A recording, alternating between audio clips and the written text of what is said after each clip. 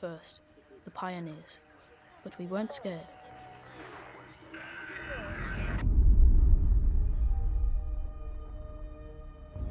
We knew that no matter what happened, Mother and Father would always keep us safe.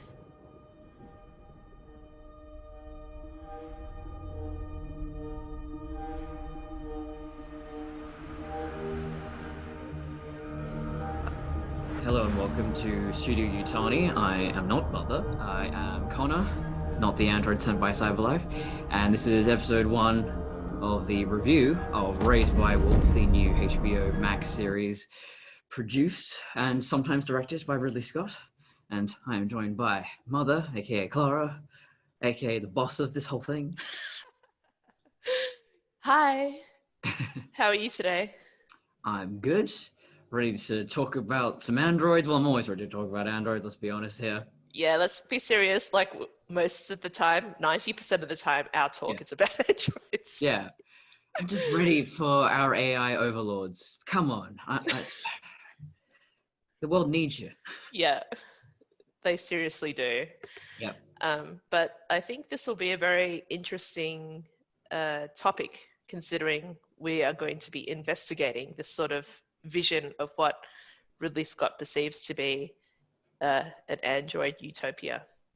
His vision of androids has always been quite intriguing to me because while it does kind of fall into some stereotypes with the emotions and that Pinocchio syndrome, as I call it, it also goes into some very abstract territory, especially David and Walter. I think there is a case to be made that there is something realistic about their depiction of artificial intelligence.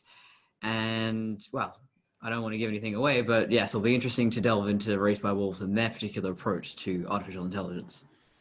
Yeah, well, you know me, I'm Team Robot all the way. Mm-hmm. But at the same time, I have been thinking more about the perils of the control of robots underneath humans, because us humans are flawed. And I guess that's kind of what Ridley Scott was delving into with the character of David. Yeah. So I'm sure we will be bringing this up a lot. So I will, I'll let you start off with what your observations of the first episode was. Should we read the episode summary? Oh yeah, you go ahead and do that. Okay, so episode 1 is named Raised by Wolves. After Earth is rendered uninhabitable, androids' mother and father start a new settlement and family with human embryos on the planet Kepler 22b. That's it. Yep. Yeah, so like I guess we made a lot of assumptions from watching the trailer, and it's really interesting to kind of like laugh at a couple of predictions that we made. But I guess basically right. Yeah, it was all the fun of it. Like I'm still laughing about the whole baby teeth thing. So we still don't know what's in that bag, so we watched it the one time. And advanced warning, there are spoilers, of course. This is more like an after show rather than a review to say, oh yeah, go and watch this. Yeah, so if you haven't watched the show yet, please stop this video, watch the show, come back, and then, you know, like leave a comment on the video and point out where we may have gone wrong or your opinions or whatever, because we'll be interested to hear. Yes. Yeah. So I honestly do, because if no one tells me there's any flaw with my work, I just go, they're lying. They're all lying. I can't be perfect. With Raised by Wolves, when you watched the trailer, what was your like impression of it? Did you like it? Did you think you'd like it? So I think I was initially struck by how cheap it looked, and the costumes were the thing I mainly focused on because, well, I'm a costume designer, so that's what I do. And so I was kind of on the fence, and I went, well, you know, it's Ridley Scott. It is about androids.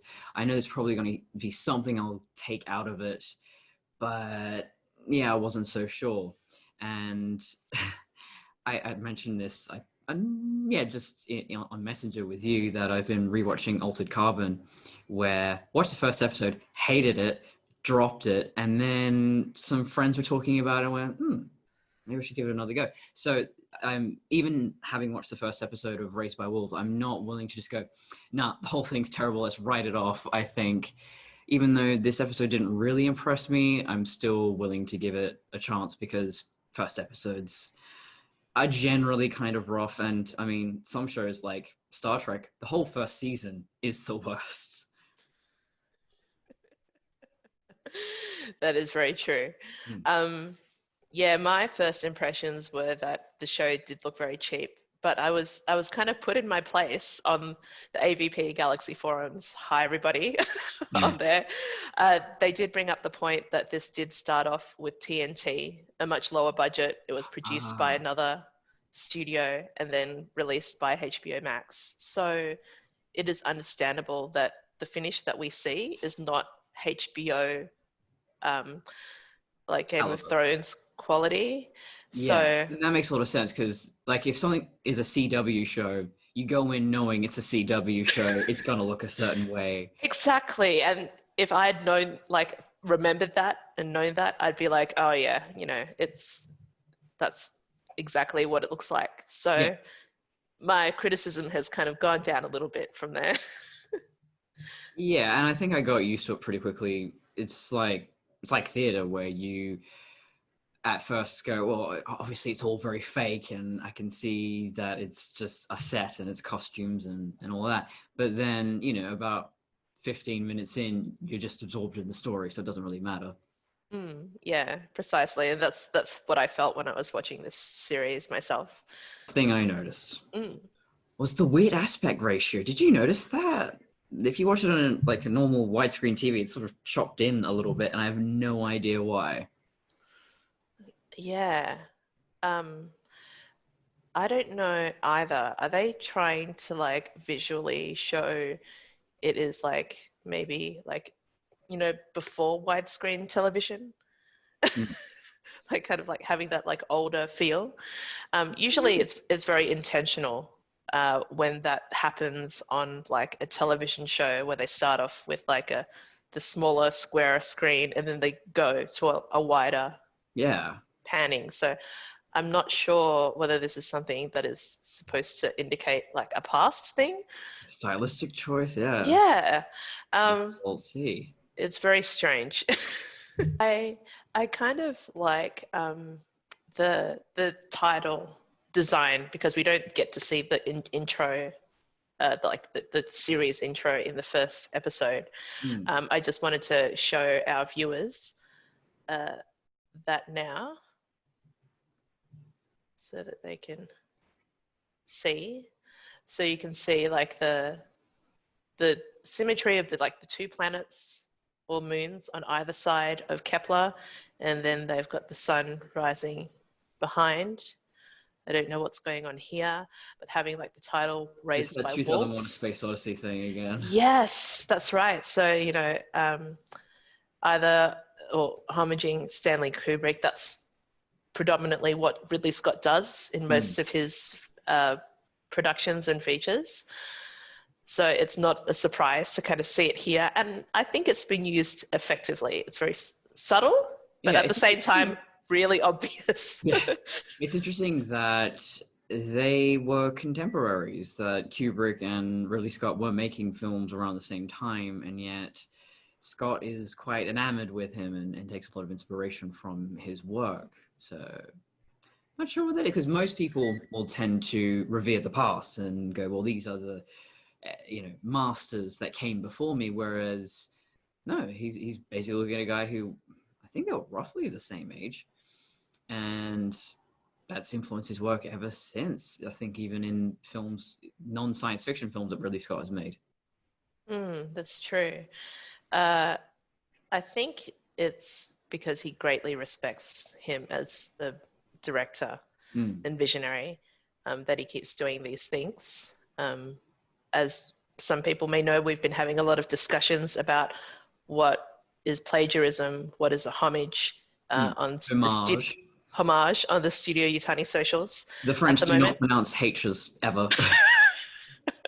I have to remember that.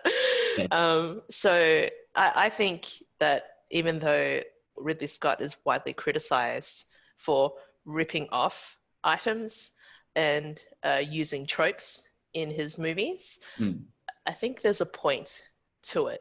It's Yes. So, as a former art student of many years, that sort of stuff does come up a lot in those studies. And the difference between plagiarism and homage is a knowing reference to a work that came before. It is trying to say something with that. So, say, for example, well, parodies are a good example of, when, oh God, the one that's used a billion times is someone walks over the great thing on the ground and the skirt flies up, and it's clearly a reference to Marilyn Monroe. It's not trying to be original. It is trying to say something by evoking that concept. And then the same thing with Ridley Scott's work, referencing, 2001 specifically, but Kubrick in general, is Prometheus is trying to kind of build upon what 2001 was saying. Same thing with Interstellar, Chris Nolan's film. What is plagiarism is where it's basically the same plot beat for beat.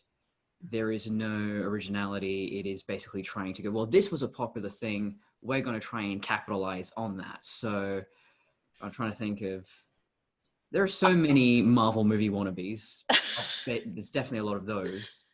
I really want to record like another podcast revisiting Prometheus and the accusations of plagiarism with AVP, the story beat for beat, and also like the Mountains of Madness and stuff like that. So yes, I can't, well, that would be a spoiler, but there's an upcoming episode of Prometheus. Well, actually, by the time I get to it, it's an April Fool's. I'll just say that.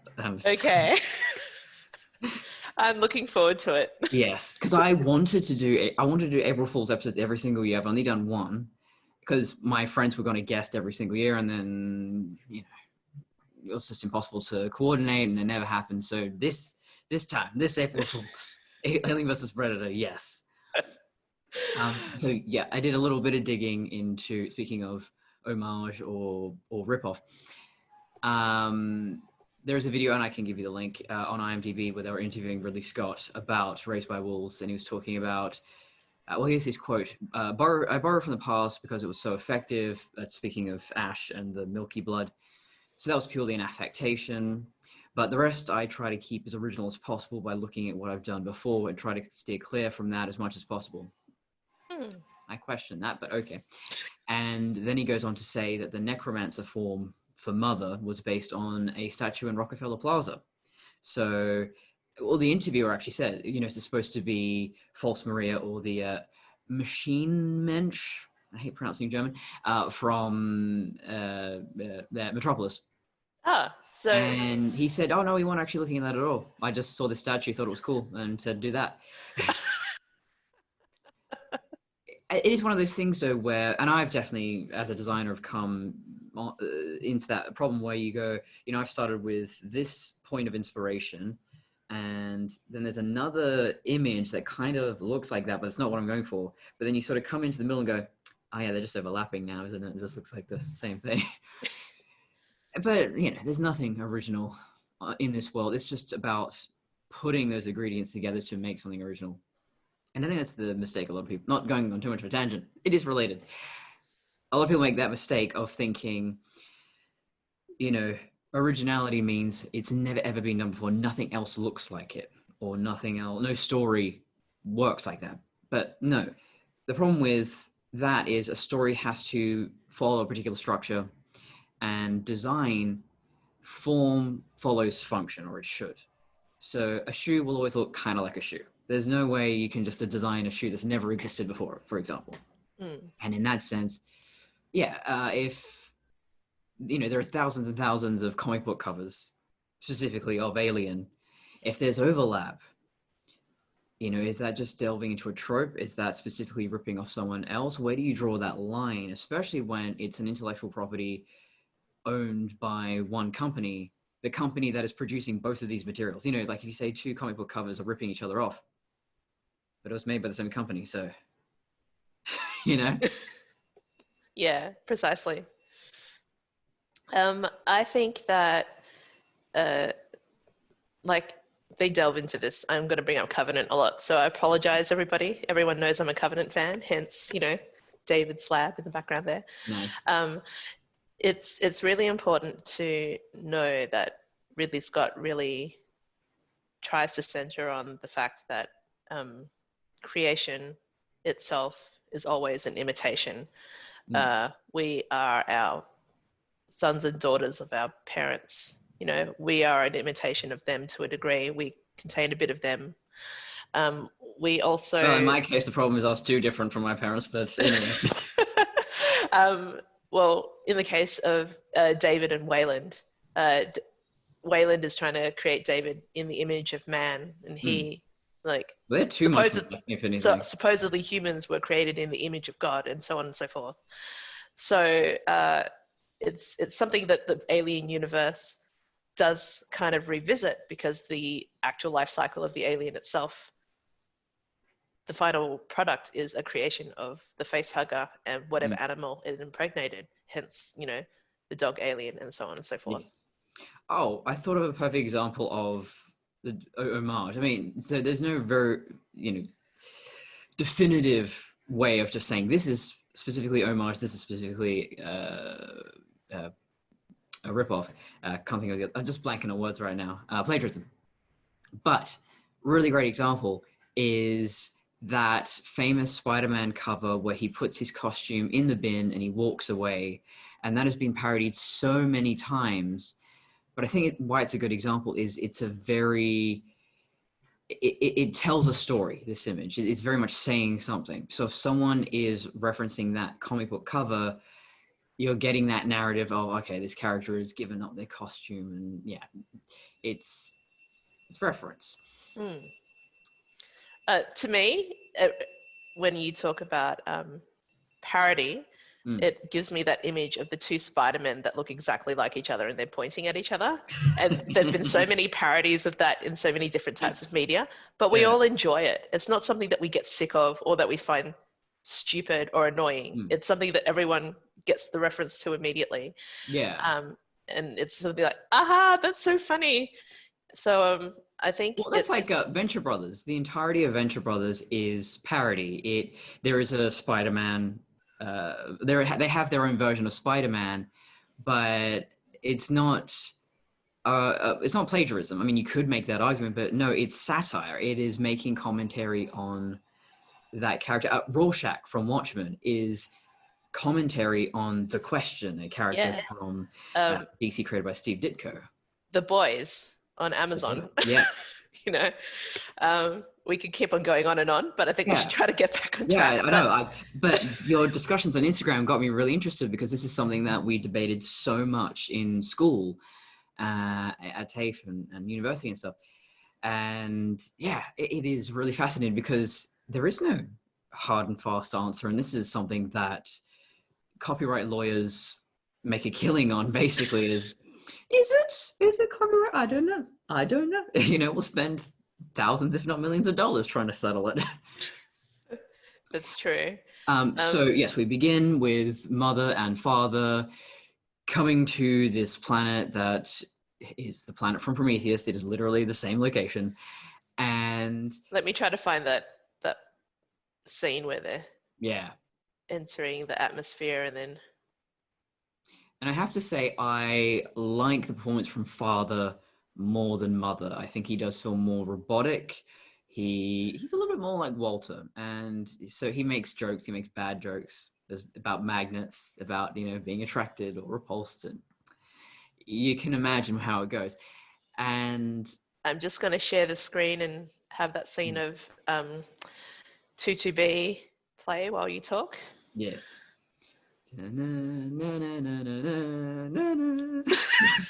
I hear that when I see this scene, even going across this shot. Yep. It's exactly like, it's shot for shot exactly the same. It wouldn't surprise me if they used the same footage. It's a different filter. That's the only difference, because Prometheus is a very blue movie. This is more sepia.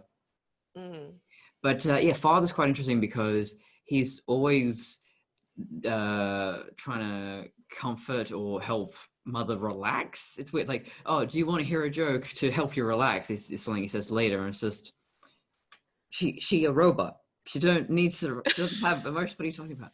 But Um, it calls to his like very basic programming that he's mm. made to be a companion for a human, but she is yeah, not human. that could be it. That he has been ordered to look after another android, which is not something he's ever been able to or never had to do before. So he's just sort of defaulting to his usual directive. So yeah, that's interesting. That could work. Yeah. Speaking of the music, the theme song, it's by Ben Frost. He also worked on Dark, which I hear good things about, but I can never get into. It's just I love Dark. it's Like, one of I think I've always I've watched it that so first. many times now. Really good. Yeah, because I've tried to watch that first episode, and it is very slow, and I think I've always watched it in the wrong state of mind where I'm just tired and I can't focus. And then I think it's in German or something, and it says, "What is this? I don't know." Yeah, I'll give it a proper chance one day. But yeah, I do think the music has a little bit of a Prometheus vibe, just in terms of how do you describe music? You know, it's that sort of eerie, haunting, a little bit of it's a bit foreign. You know, nothing specific. It's not evoking specific culture, but it has this foreign quality to it. You know what I mean? Yeah, you could say it's alien. Alien, if you will. I did not like the beginning dialogue between the two androids when they woke up. Yeah. Even the voices themselves, or the voice acting, even though they're actually acting, Yeah. it's terrible. Very stilted and that sort of thing. Yeah, it felt very unnatural and forced. And I know Ridley Scott is in the habit of like one take and that's it. Like, you bring your best on the day, and if it's not good enough, it's on you. It's not on me. I think we're used to seeing very sophisticated androids now with, you know, in most popular culture at the moment, we don't have those sort of, you know, Danger Will Robinson sort of voices or, you know, Knight Rider or anything like that. But humans, the TV series, when they are in full robotic mode, it's like, I'm sorry, I don't understand. And it's very realistic to me. It sounds like a real AI that you would expect from your phone or whatever.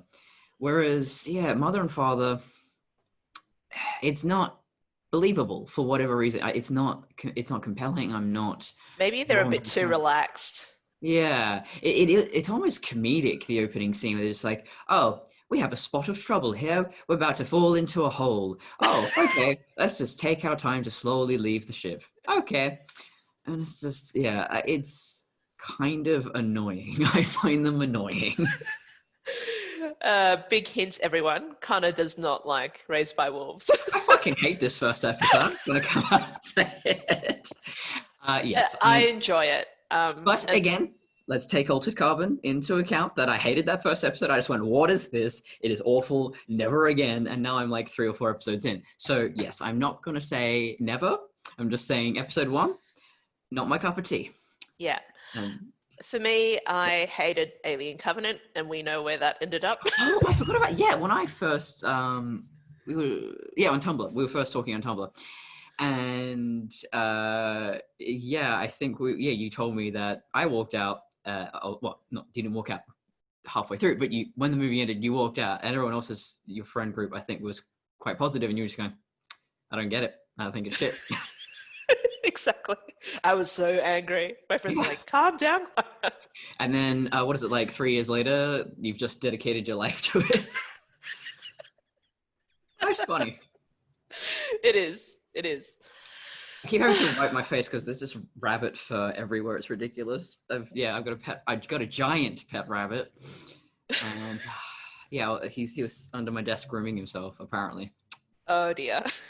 Great life. Like, I can't see that there's any hair on you. So. Yeah, no, it's very fine hair. It's just I feel it in my face.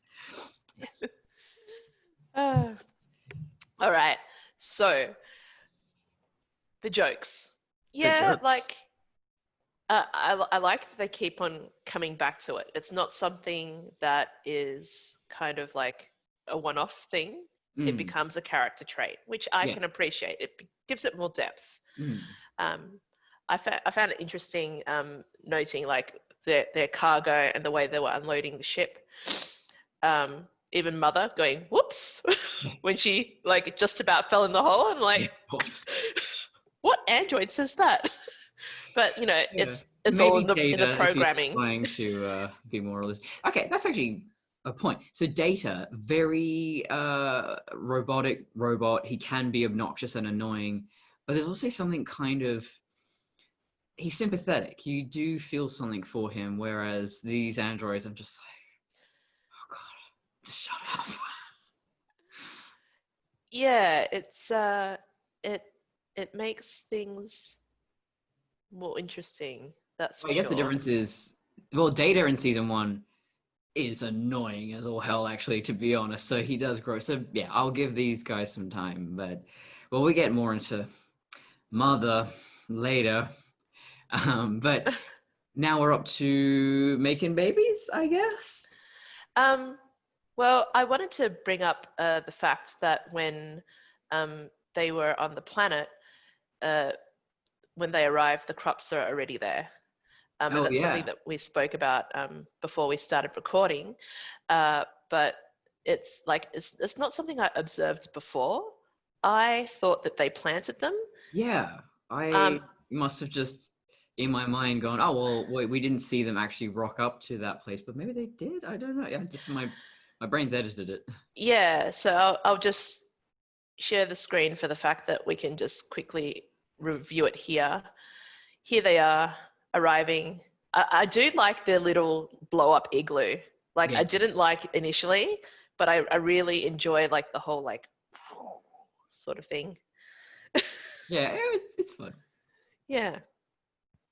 I also observed that the terrain, flora Mm. is very much reminiscent of 2001: A Space Odyssey, when they are seeing early man and there's the trees around and they're Yeah, very like primitive looking, very rocky sort of. the sort of location you'd film a biblical movie in. That it's, you know, the Middle East is mostly desert. There's very a little bit of greenery, so that's probably what they're going for. Really, Scott does like referencing the Bible, but also criticizing religion. It's a very interesting dynamic he's got going on there, and we'll get more into that later when that all comes into the picture. So, Yeah. So oh no, the there is. crops are already there. They're growing. So um, I guess this place might have once been inhabited, but well, if that crop wasn't tended to, it'd either be completely overgrown or just dried out. I don't understand. yeah. And that's the thing. Like it kind of reminds me of that scene in Prometheus when they arrive on LV-223. Like they've arrived on Kepler 22b. That It's a real you planet, know, but God does not build in straight lines, and it's like we've got these like swirly crop circles. I actually found a company that makes spiral crops, and they're you know it's I'll link it in the blog, but it's quite interesting their sort of take on how efficiency and crop building and stuff like that should be done. So it's uh, very modern. yeah. Speaking of food supply, so uh, not to jump ahead too far, but all the kids die except for Campion, one kid. And what are they eating if there's only plants? I guess that's why they all died. You know, you gotta, you know, what do you call it? Bioavailability, guys. You can't give humans plants and expect them to live. So maybe robots are just, well, these particular androids just really bad at being parents and knowing what humans eat. But in this next scene where we see the baby making, Yeah, but um, we do actually uh, visit the concept of um, cannibalism. yes. So this was quite interesting. In the trailer, we didn't really know how it would work, and I was thinking, she said, does she carry the babies to term inside of her? But no, it's far dumber than that. It's just so they hook these things, these tubes into her, and then her milkness comes out into these little jars filled with silicon, and then babies develop, and there's no cover on these jars. It's just she has to lie there for 9 months and just fertilize the babies or give them nutrients. I don't really know what's happening there. It makes no sense. Whereas I've actually seen I haven't seen it in a movie ever, but I've seen a lot of concept art of android mothers that you basically this robot will carry their baby to term, kind of a natural way. Another interesting thing so we don't see androids naked that often, but I'm always curious to know, like, what have they got going on under there? And so she does not have nipples, she does not have any body hair, and she doesn't seem to have genitals either. So yeah, I approve. That seems reasonable. Why would you not? It's in line with what Ridley Scott determines his androids to be in the Alien universe. So, like saying that, like, Ash doesn't have an appendage, and that's why he's sexually frustrated. Yeah. David doesn't have an appendage, following the same line. I'm pretty sure in the Meet Walter, he's shirtless, and we see nipples. We see nipples, but he does not have any stuff down there. No, does not have the iconic Fassbender dongus. I can't believe you went there. Oh, come on, it's me. Like, if I can make a dirty joke, I'll make a dirty joke. That's true. That's very true. Going back to... Even though, because Fassbender looks like my dad, and then I watch Shame, and now I'm traumatized. Oh, God.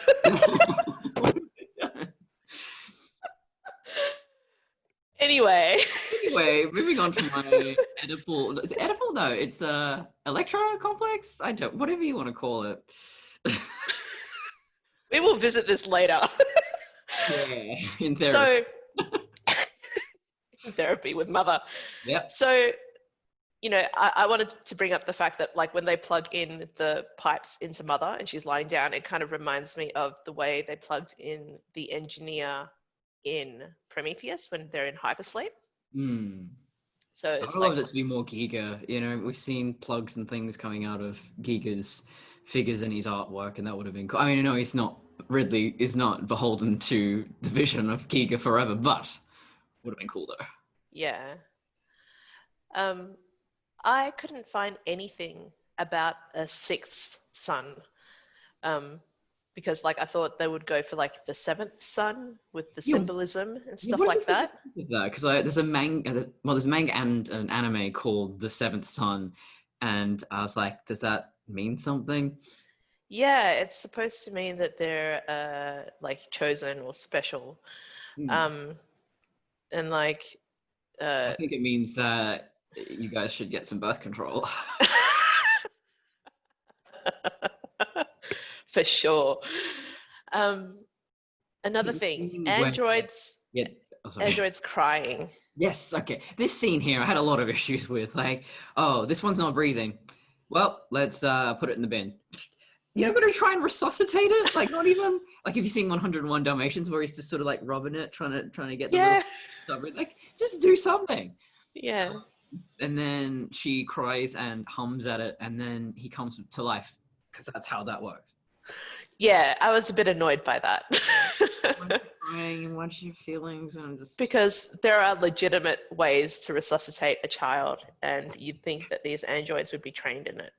Yeah, so if they're really androids, then they would just be really efficient about it and go, the infant's not breathing, let's resuscitate it. Yep, okay, that's fine, move on to the next one. They're not just going to be like, I need to hum and cry and it's my baby. Do it. What's the little squishy baby robots? They are actually, animatronic babies. Oh, really? I didn't know that. That's so cute. They're really well done, I find, because from I think Children of Men was the first one to have an animatronic baby, Mm. and it's not good. I mean, they tried, but the biggest problem is if you have a real baby, they can only be on set for a really short amount of time, and they can't be any younger than about, I think, 8 weeks old. So they look big. They look properly developed, not the little red squishy baby. These aren't red enough, actually. But I'm wondering if babies only go red because they're going out through the birth canal. So I guess these ones aren't all red and puffy and stuff. But otherwise, yeah, they've done a great job, and I think they move realistically. The biggest problem for the longest time is just getting, you know, all the little servos and all the detail into such a tiny body. So yeah, well done. I wonder if that's what Odd Studio was working on, or at least I saw that Adam Johansson, because I'm friends with him on Facebook, mentioned that he had worked on Raised by Wolves, and he had worked with small animatronic things before, like in Alien Covenant, we've got the Babby Neomorph, and he's also worked on like a baby, I think it was a raven or something in one of their shorts. So it'd be interesting. I'll try to find out more about who actually did the animatronics for it. Oh, so yes, Campion is he's the main kid. He's our kind of point of view character, and that's the baby that wasn't breathing, and so he's the sixth son, not the seventh son. Actually, I've been doing a lot of research on fairy tales lately, kind of wanting to write my own, or maybe a myth, something along those lines. But 3s and 7s, those numbers are used over and over and over again. Definitely. So afterwards we see like the kids playing around. We have, I guess, Campion narrating from now on, because he's kind of narrating from the beginning. Yes, and Australian, he gets to use his own Australian accent, which I like. Yeah.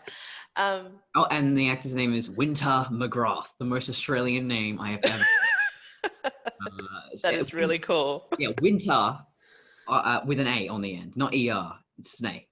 Winter. Winter. Yeah. Winter. Yeah, oh, okay. That's how we say it. So, I guess we had an American accent. You could tell the difference with winter and winter, but no, it's bloody winter here. Travis Fimmel has not a very good American accent, by the way, but he's doing an American accent. Don't know why he was made to do it, but not Winter. Just, you know, Australians exist. Even maybe it's to like divide the difference between person who was raised by the androids. And it doesn't even make sense because the androids don't have Australian accents. So why would he have an Australian accent? Maybe it's a speech impediment. Maybe it just makes it sound like he... maybe everyone just naturally talks like that. Yeah, maybe. Maybe left to your own devices, if you were just raised by wolves in isolation, you too would have an Australian accent. You bring up a really good point, though. Like, for example, Vickers in Prometheus, she is very like stiff and robotic. And is it because she's imitating David? Was David her primary caregiver? She does have an air about her where she's kind of also trying to imitate her father. Yeah. How come Campion doesn't seem to take on any of these traits from either of the robots, who seem very badly robotic? Yeah, well, that would have been really interesting if the androids were more robotic and then the kids sort of turn out that way, and when they interact with the other humans, you see that real divide there. We don't get any of that in this episode. Whereas in I Am Mother, which is a movie we'll probably reference a lot because it's basically the same plot. Is this plagiarism? I think we could make a case for that. But in I Am Mother, she has very deliberately tried to raise her daughter in a way that is as natural and as human-like as possible. But even then, I'd probably still make that argument that, well, Mother in that movie always talks like this. So I don't think her daughter would have a naturalistic way of speaking. This is more like android criticisms than Raised by Wolves. It's mostly just android criticism. I mean, that's what I'm here for, yeah. So with, I guess, Campion talking about being raised by mother and father, he brings up points like, they never lose their temper, they never, grow tired of them, they are always there to support them. This is like listing off all of these things in a positive light, whereas I feel like in the mirror of that in Prometheus, Wayland is listing off all of these things, but then kind of gives the jab that like, but they don't have a soul. There's a man sitting with you today. His name is David. He is the closest thing to a son I will ever have. Unfortunately, he's not human. He will never grow old, and he will never die. And yet he is unable to appreciate these remarkable gifts. For that would require the one thing that David will never have: a soul. So yeah, it seems like Ridley Scott is kind of homaging himself in Prometheus when he's like talking about David. He'll never die. He'll never get sick. He'll never get old. Yeah. It's the same thing over and over again. I think it's like that's an interesting point because that's something he wants to really push ahead with. These are all the positive things that an android like has, but then we both know from watching Prometheus, but that means that they have no soul. And what does that mean in terms of their actions? Are there consequences? Can't wait to do Blade Runner 2049 movies podcast because that's just basically the whole thing, isn't it? Yeah, exactly.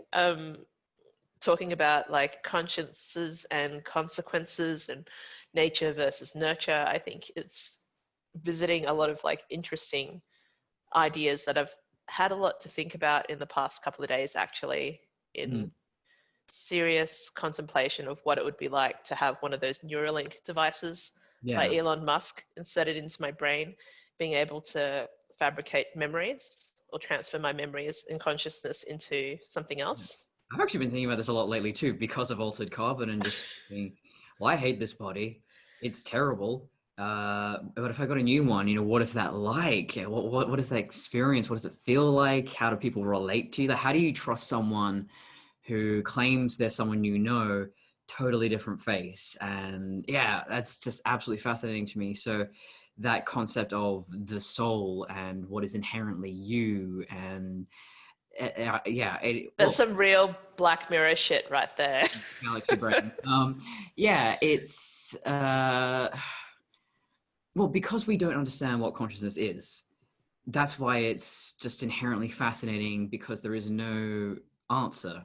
I mean, some things that we do understand are fascinating. We do have a fair understanding of how space works and all that, but there's still an element of mystery, and it's fun to talk about. But consciousness, I would say, is probably the most fascinating thing ever to discuss, because what is it? What am I? What are you? Absolutely. So then mother and father find that there is some sort of peculiar burial ground which the crops have been planted on, because they didn't plant the crops, so they hadn't gone digging around and investigating. Yeah, we were wondering what the bones were about in the trailer. That didn't make any sense, but there we go. It's giving the whole idea, I think, for me, it symbolizes, the life cycle, having like life and death, the soil being only fertile where the bones are laying. Which is why I wish they had made the crop in a Triskelion, because that would have been a nice little tie in there, but oh well. It's interesting because I guess like, Ridley Scott's leaning heavily in on those ideas again about things have to be destroyed in order to be created. For the crops to grow and for life to renew, these animals died, even though they're disconnected and there may not be any connection to them whatsoever. This is what connects them in the grander scheme of things. So yeah, creation and destruction. Again, Ridley Scott. His jam. That's it. Then one of the little girls wanders off and just falls in a hole. Just as you do. And well, there's plenty of people who've been staring at their phones and kind of Actually, people have fallen into manholes before because they were looking at their phone. Yeah, there was a guy who fell off the whatever story of a car park. And he was on his phone and he completely Just walked right off. walked right off. It happens, Yeah. and it's kind of like this is what man has been dealing with for Millions since the dawn years of time, evolution, and this is where we've gotten. even how many parsecs away was it that they are? Even though they are 180 parsecs away from Earth, they're still having the same issues and making the same mistakes. Yep. And yeah, that comes up in I Am Mother as well. Just that question of what is inherent into the human condition? What is it that is unavoidable? No matter what circumstances you raise a child in, are they always going to do this because they're human and that's just part of their nature? Yeah. And I think we can already answer that looking at domesticated animals, or animals that we haven't actually domesticated very much, probably is the better example, because when you have animals in captivity at a zoo or anything like that, they tend to just do the same thing. Even if they've never seen their own kind in the wild, there is something inherently, I don't know, orangutan-like about an orangutan, or a lion-like about a lion. There's no way around it. So I think the same goes for humans. While we are intelligent and we can learn to imitate very well, I think at the end of the day, there's always going to be an inherent humanness to a human. I think the pandemic has been a very good example of that. Yes. Gesturing to the world. Yeah. Looking at you, everyone. So after they suffer that loss, Mother howls, but it's not even a really good howl, and it's just like, are you a furry? What is this? Are you otherkin? yeah, like what is this action, like holding the doll and then doing it around the head and then yeah, so they're supposed to be atheists, but she's participating in a ritual, but not a ritual that we've ever seen. So what? It's just kind of dumb. Yeah. I don't know whether it's intentional. They're going heavy-handed into the whole symbolism of like the big bad wolf, and she's the wolf, and that therefore she's doing all of these wolf-like things. Yeah, she's definitely played as animalistic, where father is more like your conventional robot, but mother, well, later on, she just loses her shit and she's screaming and having a tantrum, like, shut up! No, fuck you, shut up! Just basically, what is that? Like, that was the moment I just shut off. I just went, no, okay. It kind of reminds me of when David kind of confronts Aram after he shot the neomorph. Well, I don't know. How could you? But I guess it makes sense that both of them have been on a planet without servicing for about a decade. It's both like 10 and 12 years exactly in both cases. So I don't know. I guess Ridley Scott just has a thing of what happens if a robot malfunctions? I'll tell you what happens. They just act more robotic. They start doing weird shit. They forget stuff. They just wander off. They stare at a wall all day. They're not becoming more emotional. And I think that's the problem. And that's what irritates me, is just this idea of, oh, when a robot starts to malfunction, it's going to start acting more human. No, it's just going to keep walking into like a video game NPC. It is, or it's just not going to be able to move like a Tin Man. I think the only part where she does seem like she's acting more robotic is when Tally dies and they're burying her, and she's trying to explain to Campion as well, like after, his siblings pass away, that, he's strong, he can get through this, and she's obviously struggling. And then we get like the telltale android blood coming out of the nose. Yep. Who was the first to do it? Ridley Scott. So I think it's okay that he does it. They've done something very similar with like Milk and androids in Westworld and things like that as well. So, interesting choice. Yeah, but thinking more about how these kids got sick. The only answer to me would be malnourishment, because you're in an alien world where, and I actually did do research for this for Prometheus. You know, how would we respond to viruses on another planet? And it's more than likely they'd be incompatible. They did not evolve to deal with our immune system, so it would just be, there's just no crossover there at all. Could there be contamination between the kids? Maybe, not likely. It's such a small population. They're not in contact with animals as far as we know. There's no livestock, which is where primarily that's where a lot of our diseases come from. Most diseases that are around right now only began post the agricultural revolution. When we were hunter-gatherers, disease was very rare, as far as we can tell from archaeological records. And so, yeah, it's probably a case that these kids are just not eating meat because there's no meat. That's what I knew you would say that. I knew you'd say that. Oh yeah, I mean, I'm a carnivore, so I can't help but I'm always thinking about, you know, agriculture and nutrition and all those things, and also, thinking about disease, especially right now, and the immune system. And I'm going, well, there's no bacteria and viruses, so it's got to be food, right? There's something, or could be something in the water. Are they not filtering their water, or is there something wrong with the water filtration system? I thought it could be something in the air. Could be the air as well, because I mean, what are the chances that a planet all the way across the other side of the galaxy has well, I'm seeing like particulates flying around constantly, so I was thinking like maybe they're breathing something in. Well, yeah, and we see with the last kid that died, it's respiratory. It's a lot of coughing and wheezing and all that, so could be. Yeah. Oh God. So her name is Spiria. I just noticed in the notes, because mother irritates Spiria's face. Apparently she's got that the trope become human holographic skin, and Campion's like, I don't remember my siblings' faces, but I bet you can. And then the worst CGI effect takes place where mother makes her face look like a small child. It's not even a deep fake. So like YouTube deep fakes are way better than this, but it's just, oh God, kill it with fire. Let me see if I can get to that scene.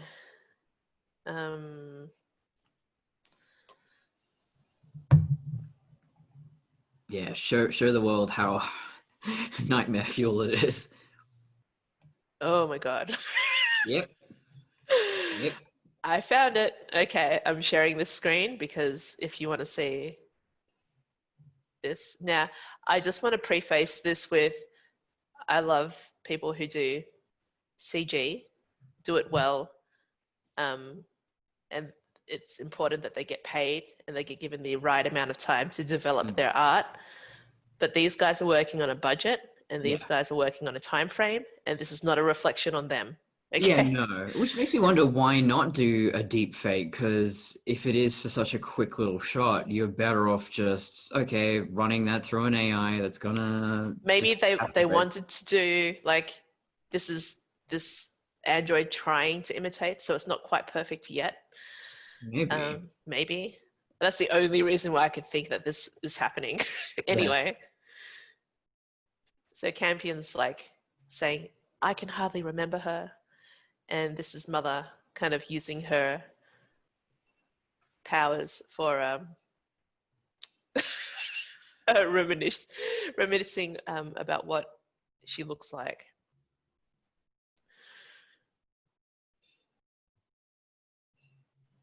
Oh gosh. Good. Let's go.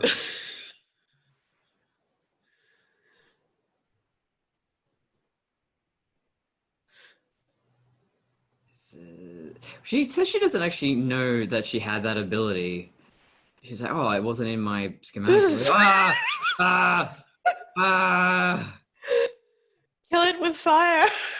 Yeah, Campion should just be like, no, whoa, what do you, no. Never do that again. Ooh, okay. That's... Yeah.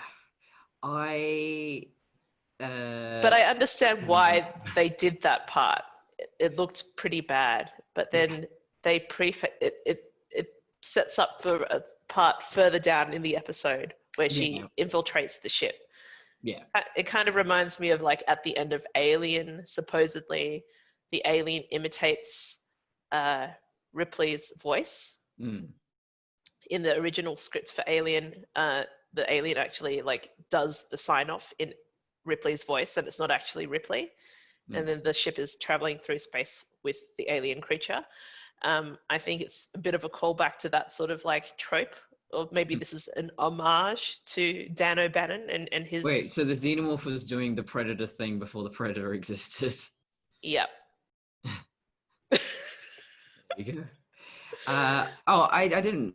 We did sort of talk about it before we started recording, but yes, Kepler 22b. So I actually did a little bit of research there, and it is an extrasolar planet orbiting within the habitable zone of a sun-like star. Kepler 22 is located 587 light years, 180, I think that's parsecs, from Earth in the constellation of Cygnus. It was discovered by NASA's Kepler Space Telescope in December 2011.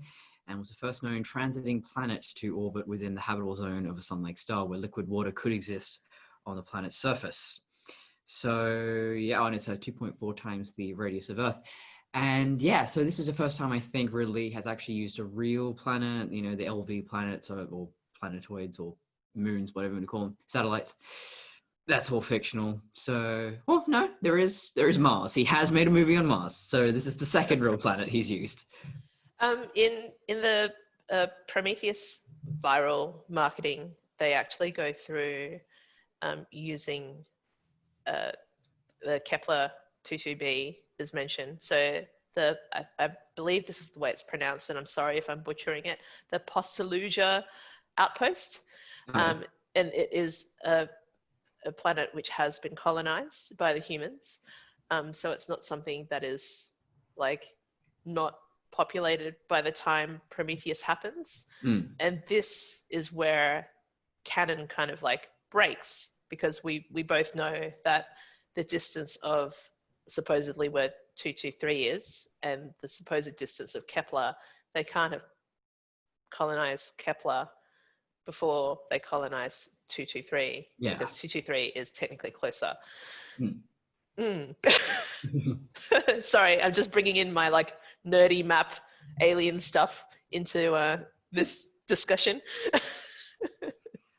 So the main conflict between mother and father is that, well, there's no children left, and now there this ark, the Mithrake, is heading towards them, and so father actually goes down into that hole, finds their initial ship still functioning somehow, and activates a beacon.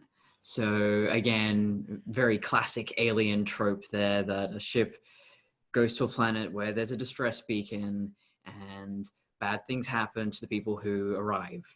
And so mother finds out, and she has a full-on tanty because, you know, women, they're hysterical even when they're not real women. And for people who don't know, Connor is being sarcastic. Please do not post a whole bunch of stuff on the channel saying that Connor is sexist, because Connor is far from that. No, I was about to talk about sexism in the show. So yes, there's the inherent thing, and we see this a lot in science fiction, is motherhood. It gets discussed a lot, and that mothers are the ones who, you know, are maternal and caring and do all that sort of stuff. And like, I have a huge problem with Aliens, because I think turning Ripley into this maternal figure diminishes her within the greater cultural context of mothers can be more than mothers. Women can be more than mothers, to say, or, you know, motherhood is not the only thing that makes a woman a woman. And there's nothing wrong with it. I mean, I think it works really well for Sarah Connor, but Ripley, that is not what defined her, and yet that's such a major aspect of Alien. So, I mean, that's a minor gripe for me.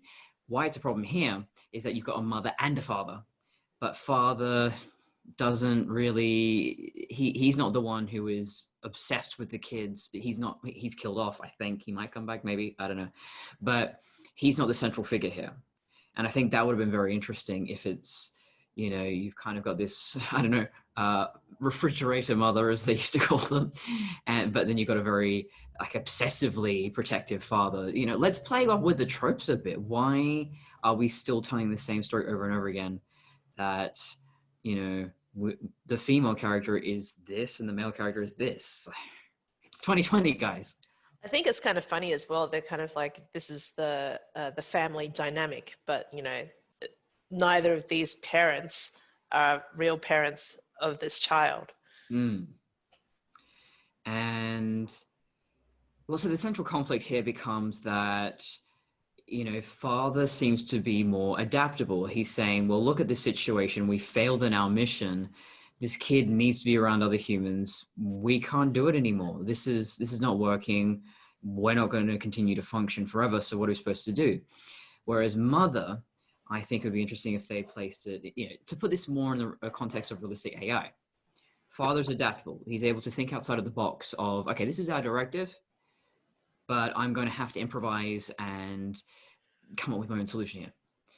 Mother could be an AI that just goes, no, we must protect the children. We must keep them away from other humans. That was our directive. That makes sense, because when Campion doesn't breathe initially, he wants to follow the directive of, okay, now the baby's dead, we have to break it down and feed the others. And mother's like, no, wait. Seems like the only thing that she... Chewing the curtain and he was running away with the curtain, and then he was like, oh, I'm being pulled back by the idiot. Sorry to interrupt. It's all good. So yeah, I think it's just, yeah, a bit funny that in terms of the children, mother can kind of think outside of the box, but in terms of everything else, father can think outside of the box. And maybe that's why they were put together, because they couldn't make one android that could do all of it. But yeah, so I think that there is absolute possibility for the story to have been a very faithful artificial intelligence discussion, whereas this is just woman mad, mother bear, protect baby, you know, murder all the humans. We've done it before. We've been here. And I think even though male characters tend to be more common than female characters, just in general, in this instance, I'd actually say having a maternal male character, a black male character, that would have actually been quite interesting to explore. And we just don't get that. We don't, I mean, okay, it's episode 1. It's episode 1. So there's room, the conversation could evolve, but as it is, I just go, yeah, seen it all before. I think it's also, I guess, like just out of an observation, because I've got like the episode playing in the background here. Yes. The holes in the planet, they look like they've been drilled.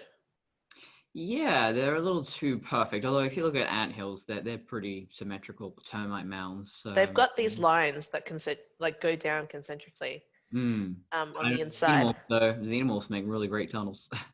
That is true, and we haven't seen these sandworms or anything yet.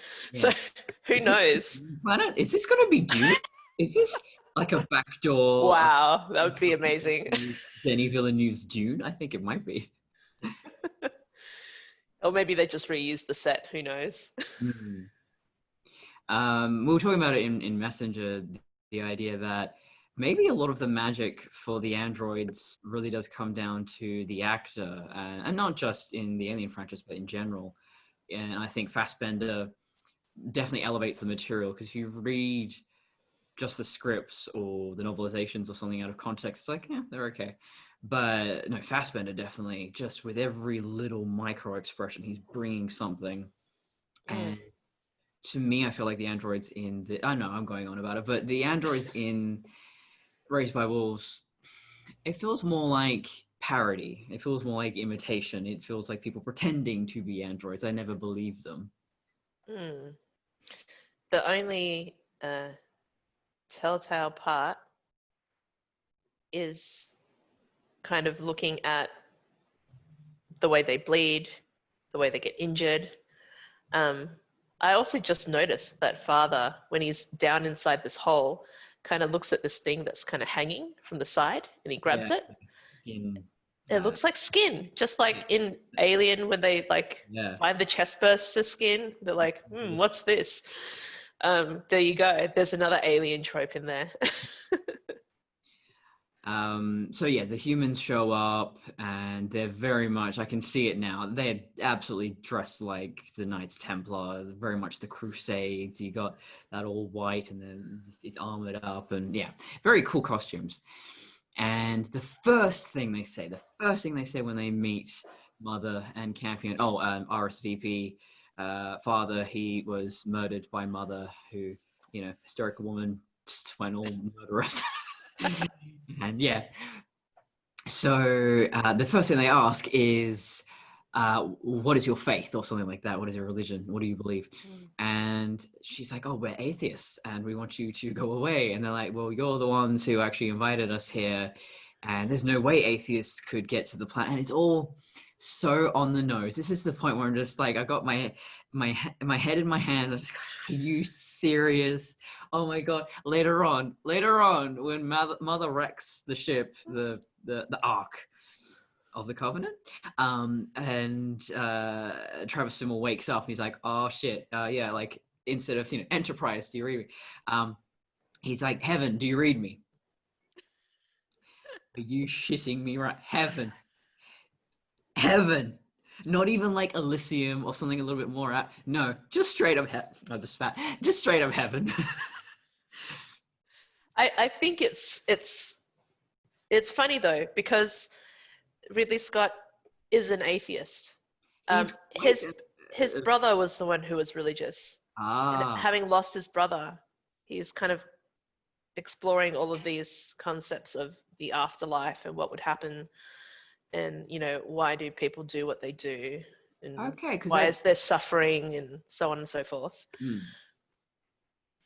I think it's his way of processing his grief, and his grief is ongoing, especially the sort of relationship that he had with his brother. It was quite close, so it's definitely infused in all of his work, and it's definitely something that he's completely focused on ever since his brother's passing.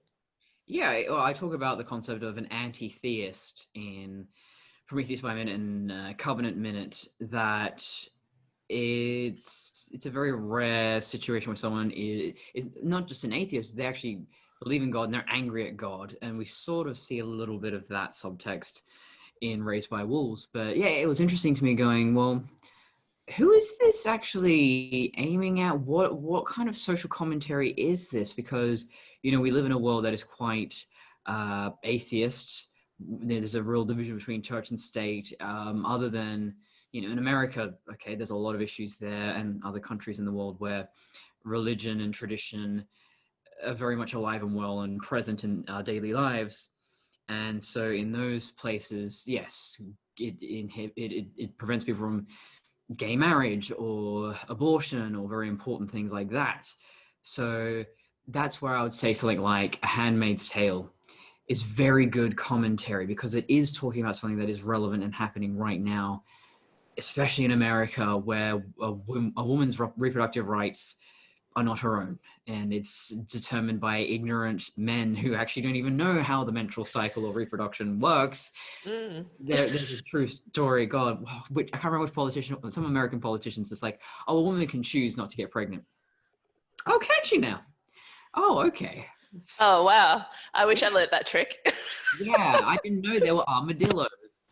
I love my children, but like, if women could control from getting pregnant, then we wouldn't need condoms or anything. Actually suspend a fetus until the drought season's over, so they could be like, no, I don't want a baby right now. I'm just gonna put that in the back burner, and it just stays there indefinitely.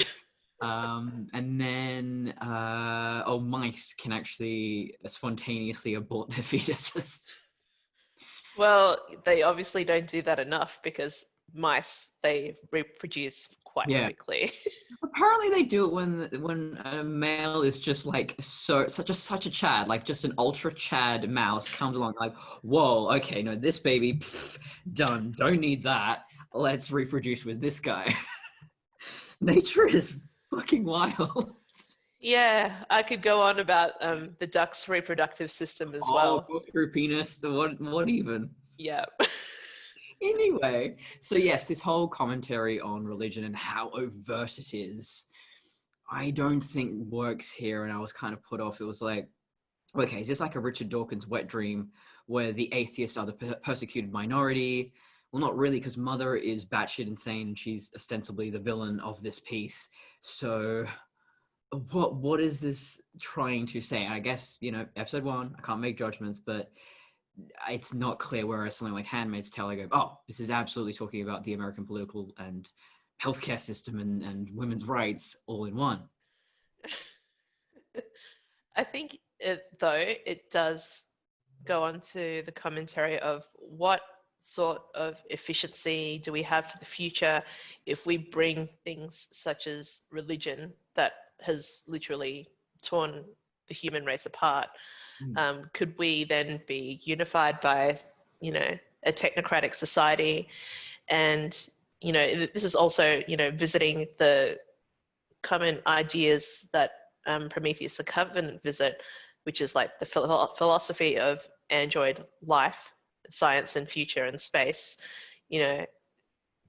Does religion belong in space? Can you run an effective society with that sort of hierarchy where there is, a distrust and also belief in the unknowable and other things like that, Yeah, so Ridley has in interviews talked about that, if we go to space, are we just bringing our same old bullshit with us? Are we just going to start the same society? But I honestly don't think religion is the main problem here. I've discussed that in the first episode of this series, that I think human beings have an inherent need for that kind of psychological comfort, that community that comes from religion, be it organized or just something personal and spiritual.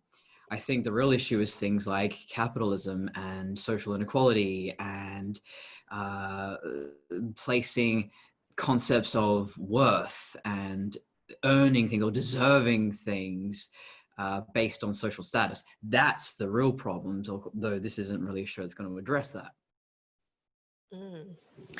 I think that it's... You hear that? Huh? Can you hear that noise? No. Okay. Oh, I can hear it now. Yeah, I'm going to go feed Baxter because he's scratching at the door. He's just... Alright, Daddy's trying to work. While Connor is dealing with his baby, I will show you my setup at my studio. We've got beautiful artwork by Declan Loftus at the bottom here, and also some prints by Tristan Jones, and also some concept art by Ev Shippard. I don't have my posters by Dane Hallett there at home, so I'll expand my collection soon. I was just talking about the artwork behind me while you were gone. I swear he's usually really well behaved, and then all of a sudden he's just like, I want to go outside, I want food, I'm going to chew the curtains. I'm just going to share the screen right now because I've got Mother being very animalistic, digging up bones. Yep, just doing them amazingly. Like at this point, I was like, I wish they could just open up a museum and display this skeleton. It's definitely really interesting. It looks like it's a snake of some sort. And like, as you know, especially being in Australia, we are familiar with rainbow serpent, the serpents of creation. It's something that's very, well known with like the Aboriginal and Torres Strait Islanders, and of course, like our basic education in terms of that as well with the Dreamtime. I don't understand this part. This is the part that's like, where have I seen this before? I don't understand what it's referencing. The Lion King. Well, yeah, maybe. Wake up with us. No, but we have seen this before in other types as a trope as well, I guess, with like I think it was like Littlefoot, was it dinosaur? Yeah. Yeah. I don't know, like, why was she sleeping? Is she solar powered? Did she just have to lie in the sun for a little while? Now she's okay. Yeah, I'm thinking that. I just noticed in my notes, the Mithrake crew, they have an android that smokes. I just want to let everyone know that. It's just bizarre. Why is that in there? Yeah. And also, what's with Michael his Bay's haircut? Yeah. Yeah, like, oh, he's acting like a person. It is basically like the Transformers, Michael Bay's Transformers, where they're just like, oh, this one like samurai movie, so he cosplays as a samurai, he's a weeaboo, and this one, yeah. Actually, I think one of the Transformers does have a Robo cigar in his mouth at all times. I'm pretty sure. Wow, that's so strange. I've gotten into Transformers lately because I don't know. I'm tempted to write fan fiction about it. I just can't stop. Why do I do this to myself? Just keep writing stories about robots. My son is obsessed with Transformers and Bumblebee, so you know. Yeah. Oh, it was a great movie. Yes, it was a very good movie. But yes, so they the Templar dudes, they show up and they talk about how this is the equator of the planet, and but it's really cold. I mean, judging by the way everyone's dressed, is this a frozen planet? Is it mostly basically Arctic? It snows in the evening. Like I remember, like when went overseas to the Italian Alps, quite close to Switzerland. It snowed in the evening, but during the day, all the snow melted away. So I'm thinking it's kind of like that sort of cold. Yeah, that's It's cool. like a fridge temperature. Yeah, I mean, even here in Perth, there are some mornings you get up and you walk on the grass and you hear ice crunching. It's, it's not enough to like, look like a snow blanket, but yeah. Have you made the little like ice crop circles with your feet, kind of like drawing into the the grass? Years ago, there was this insane hailstorm, and so yeah, you could kind of do it with that. That was the one time it almost looked like it snowed. There were cars that were injured from that incident for years to come. I don't see them around anymore, but it was probably like 2015, I want to say. Over here in Victoria, we get snow, so it's not like Perth where there's hardly any snow. But we do have to go like up to the hills and stuff. So. Well, no, WA did get snow last year, but it was like this much snow. Oh, okay. Way down south. Where the hell was I? There was a thing. Oh yes, so Mother does not like these humans, and she does her banshee scream. And we were talking about that before we started recording. That Mother is kind of based on a banshee to a degree. She's got those powers, the deathly wail, and her robo form is called the necromancer form. So there's a lot of associations with death there. And yeah, she screams. And these two particular victims, they kind of blister and boil. They don't explode like the later ones do. Yeah, it's weird that these two weren't affected as extreme, although maybe it would have been better. But the makeup on them is so grisly. I love it. It's just all like, if you've seen The Last of Us, I think the clickers, the ones that have the fungus over their head, like that's what they look like. I think it's kind of interesting how the necromancer Mother, she seems to have like very godlike powers. Like it seems plague-like, There's something biblical about her, definitely. Yeah, like sent a plague of like boils and stuff like that. And then she has this dream about going back into her past life and being this agent of destruction, and there's definitely something biblical about that too. These godlike figures standing above humanity and just watching the world burn. And yeah, I guess that's Ridley Scott. That's definitely what he does. He did gods and something like that. What was that one? It was an Egyptian one. Was it Moses? I think it was about Moses. There's like a few Egyptian movies that came around that time, but I think he did do an adaptation. Gods of Egypt? Gods of Egypt, that's the one, probably. Because there's the other one with Lannister, Jamie Lannister. They came out at the same Oh yeah. time. I confused them. Yeah, and a lot of that, the visualization and the style is reminiscent of the original project, which was called Paradise, which I believe Dane and Matt worked on before they worked on Covenant, which was Paradise Lost. So, Oh god, that Paradise Lost movie. Oh, I want it so bad. It would be so good. Just make it happen, guys. Come on. Because I am amazed that so many stories are inspired by Paradise Lost or Dante's Divine Comedy, mostly in the Inferno, and yet we've never actually had a straight up adaptation. Not a stage version, not some weird obscure European animated thing or anime. No. Paradise Lost, Dante's Inferno, just a thing we reference but never actually do directly. I feel like I feel like Guillermo del Toro would be the perfect director for that, actually. Yeah, he'd be good. Or Denny. I would just like Denny Villeneuve and everything. Christopher Nolan. Oh no, don't do that. I just watched Tenet. Time to recover. Especially my ears. Jesus Christ, it's so loud. On the subject of loud, I'm gonna play the clip where Mother is exploding everything in the ship. When I was watching it, I dubbed over her with ah.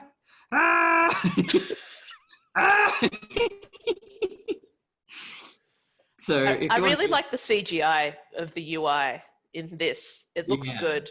That is nicely done. I think user interfaces have gotten better over the years. We're not doing the minority bullshit of just have your hands directly out in front of you so that they fall asleep.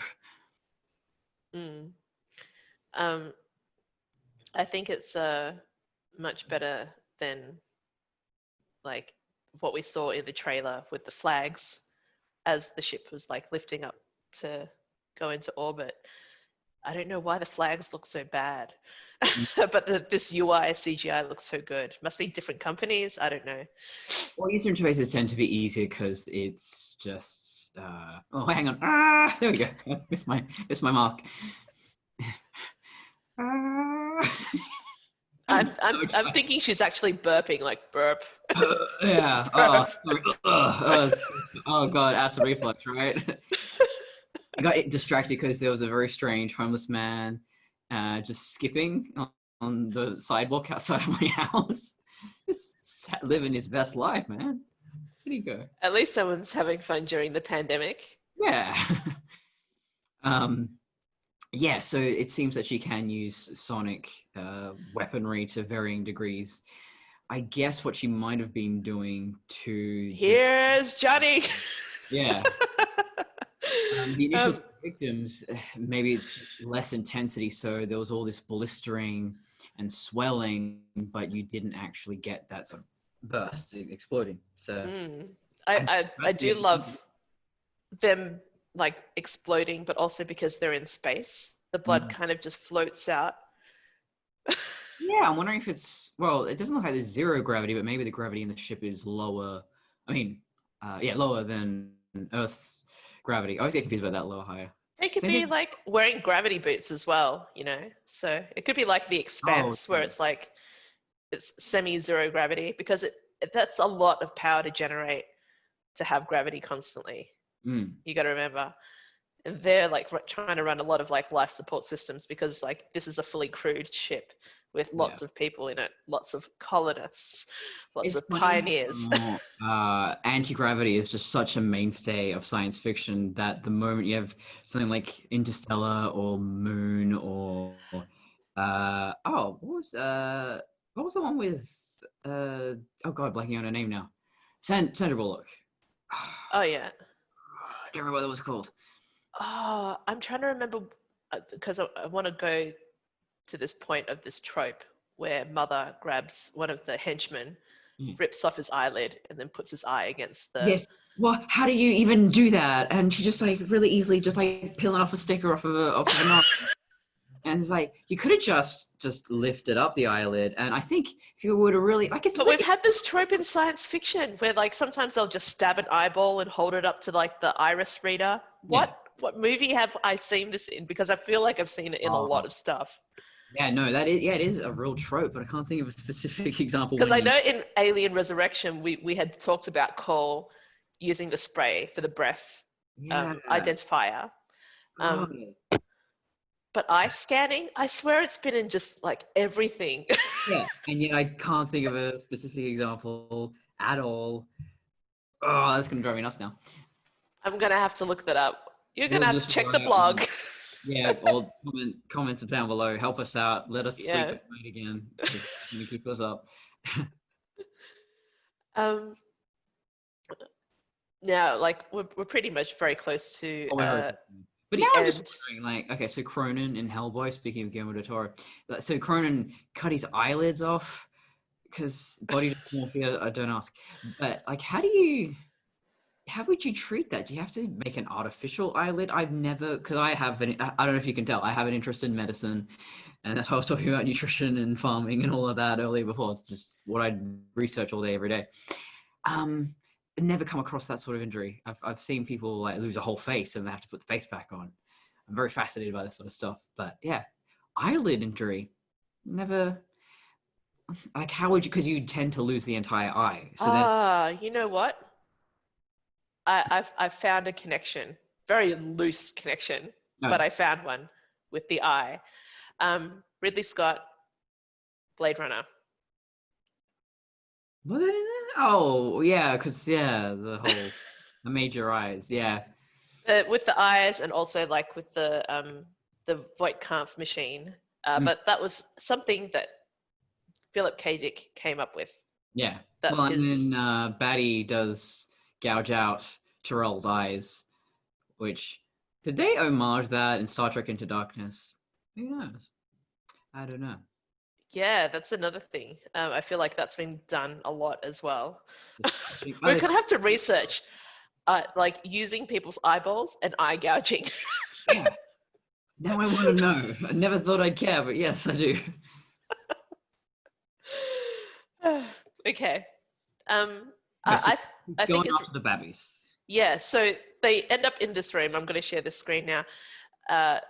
Please remember that in Blade Runner 2049, they go into like the room, and is it Anna is generating snow, and it's all CG. And I feel like, there's so many connections with Blade Runner and this universe and Alien as well. Quick question. Why do they not have like a Cecil motor functions or like an off button? Because they did try to kill Mother or turn her off before. They had their own android attack Mother, and she overpowered him somehow, which implies that she's more than they expected. Because he was just like, oh, she's just like a service model or a domestic model. It shouldn't be a problem. But clearly she's like a necromancer, and I guess she's been repurposed in some way. I also want to note, are there more children in this room than end up on the planet? And what happened to those children? To the screen looks like an adult. Yeah, well, the oldest kid, I guess. Looks like he's got facial hair. I watched that over, like, is that a man with a beard? What the hell am I looking at? But yeah, I'm not sure. I guess, if you've cast all those kids, you use them, right? Yeah, because like, my friend brought it up. Stephen McKenna said, like, what happened to all of the children in, the nursery? Like, did she bring all of them, or did she leave some on the ship and they died in the crash? And if so, what a bitch. Yeah, no, I think she would have taken all of them, but why are her eyes covered? She has a bandage sort of blindfold thing over her face, but I'm not sure the point of that. Well, I think it kind of it looks like Justice. Justice is blind. Yeah. Also, I don't know what the actual practical purpose of it was within the story. I think every time, abducting those kids, like we had come up with like a couple of concepts, like maybe like the Mithraic kind of like bring their children to the place, or they kidnap the children Yeah, from another settlement, but yeah, they that makes actually sense. kidnap them from the ship, and it's like, that's crazy. Yeah, so this is where I'm actually quite intrigued. So I guess we're probably at our concluding thoughts that, yeah, I had a lot of issues with this episode, but I think the way it ends, I'm quite curious to see where it goes, because I thought, oh, okay, so the Mithraic, they settle down, they have their own colony, so you got these two competing tribes. And it's not about that at all, because already this almost feels like a done in one story, because Mother's taking everybody out, Travis Fimmel's on his own, he's fucked. So where's the conflict coming from? So I guess some other humans did survive, but where are they coming from? How does this work? So yeah, I'm interested to see that. Yeah. I think it's also apparent, like the definite division between the two. Having been faced with like a terrible tragedy, you see them huddling for prayer immediately after the ship had crashed, and kind of ending on that note. Also, Campion distrusting his own mother.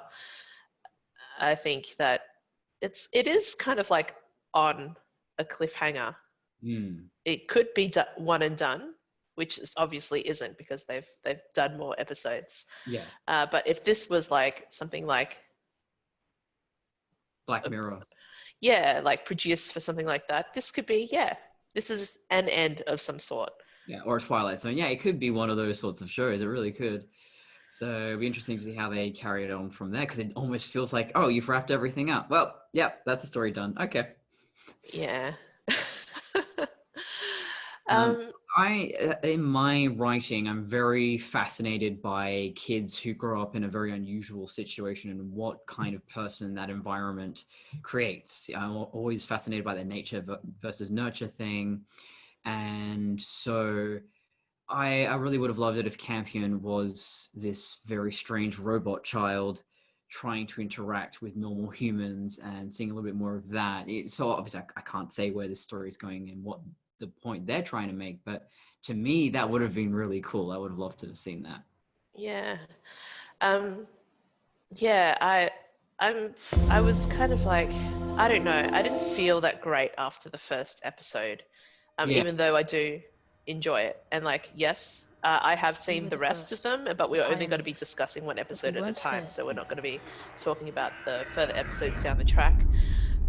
One at a time, because like we already been talking longer than the episode. Yeah, exactly. Yes, so I believe that I'm pretty meh about the series so far from what I've seen. Yeah, and I think it's very rare for me to watch a pilot and be like, oh yes, oh my god, I gotta binge this immediately. There's very few shows that come along and you're just like, I'm immediately hooked. A lot of shows, it is a little bit of a slow burn. You go, okay, that's interesting. And then it's like, next thing you know, it's just like, I live and breathe these characters and I would die for them. But yeah, I think the biggest problem here is, at least for me, well, I am very much character focused, and if I don't feel an emotional attachment to a character, it's very hard for me to feel compelled to keep going. So in this case, there's not really anyone I'm too attached to. Campion is an unhinged woman. I love psychotic androids, but yeah, she's not very android-like. Yeah, possibly sexist depiction. Yeah, I don't know. Like, can you be sexist if it's a robot? Yeah, it's the same thing with. I'm always fascinated with that. When you make an android a woman, or you make them black, you're putting them in this subservient role or slave role. What are you saying about that? That I think those are very interesting, but I don't think the show is going to be probably thinking about that too much. But you had a woman and you had a black man, android. That would have been really cool, but I guess they're not going in that direction either. So we'll have to see what direction they're going, because I think it's just religion. I think that's the only commentary we're getting here. Yeah, I'm thinking more about, like, in terms of AI, how AI can benefit us in the future, and what are the perils of that. I'm getting very much Black Mirror vibes. So because I look forward to a day where AI is more involved in government, it's more involved in childcare, because I think these things can really benefit us.